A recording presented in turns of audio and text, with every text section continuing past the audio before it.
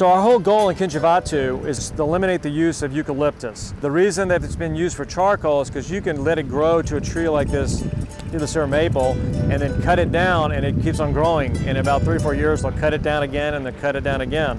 It's really hard to get rid of, but it also doesn't allow anything else to grow. So you've got a monoculture forest, plus it's not from there, so the lemurs are not using it. So the whole goal is to stop using this for charcoal, but let it grow up and then cut it down and sell it for lumber. The nice thing about a rocket stove and wood is the fact it uses at least 70% less.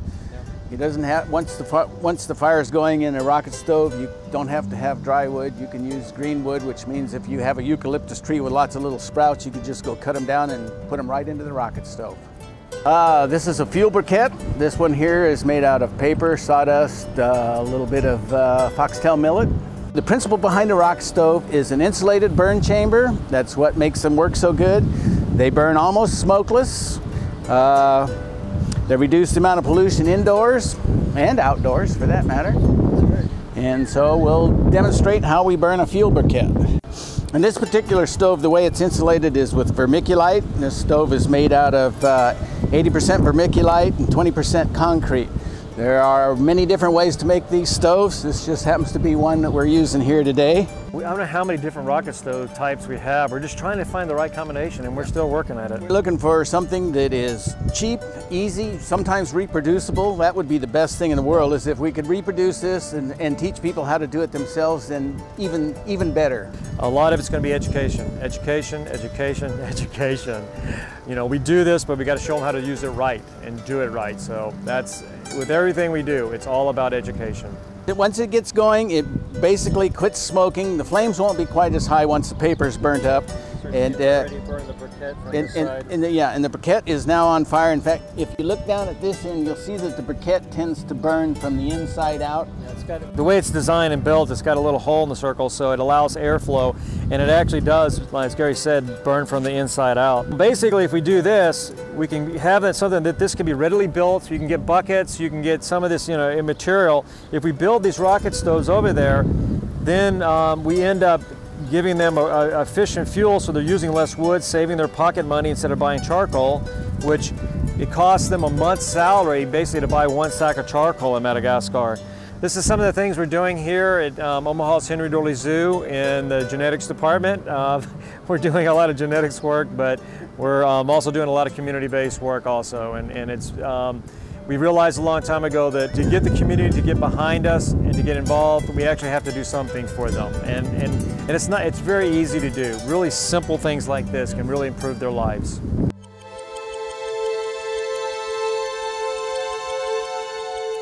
You know, zoos do a lot of things. Part of it is people come, they enjoy the animals, and that's great, and they leave.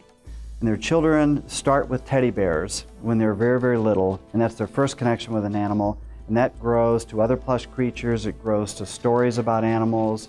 It eventually includes, pretty early on, a trip to the zoo. So we start getting these kids when they're really young, and we tell them more and more and more complex stories about wildlife. It's interesting to watch them go through the exhibits. The children, of course, their first attention is drawn to the cute little animals. And then they look at the background or the habitats that have been created for them and the bigger picture. The adults immediately know why we would want to save the habitat above all. Expedition Madagascar, we're highlighting all the education programs we're doing, whether it's with just the coloring books, for one example, but we're doing things that are going to basically help the people of Madagascar. We're working with high school students in North Omaha. There were some students just won a contest, an award for their work with the rocket stoves. So that's locally done, and then we take that information and we try to transfer it to what we're doing in Madagascar. 20 years ago, it was just simply about the wildlife and where they live. Today, it's got to be about more than that. It's got to be about the conservation steps. And zoos do that better than anybody does. But to be relevant, we need to take it past that. I'm just going to go to the zoo on a Saturday afternoon, and we have got to be education facilities and learning facilities and science centers. And our public has to know that we not only care about the animals inside our gates, but we care about the animals in the wild too. One of my favorite Americans, as far as Benjamin Franklin. And he always said he was, I wasn't anything, I was just taking things that are already out there and improving on them. And that's basically what we're doing. I'm not an engineer, I'm not an architect. My training is in veterinary medicine and in molecular genetics. But we're using things that other people are working on and applying them in Madagascar to improve the situation economically for the people. If we can work with students here, we're actually inspiring them to become scientists, to become engineers, and to go in this way, to have solutions. Well, I think you're going to see more emphasis going forward based on this exhibit on more educational interpretives. We want people to learn more while they're here. Some of the older exhibits around the zoo basically said, here's a tiger, here's where he comes from, here's what he eats. There's bigger stories out there, especially about what's happening to them in the wild. What are the threats? What can you do?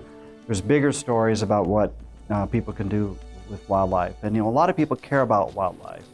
We want them to take action. So that's sort of the evolution of the next step for how zoo exhibits can engage the community to care more about wildlife and do something. We hope to go back in October, November, if the funding is there, because we have many, as you can see, that need reintroduction to the wild. And it works, and we should do it. Those who can should, right?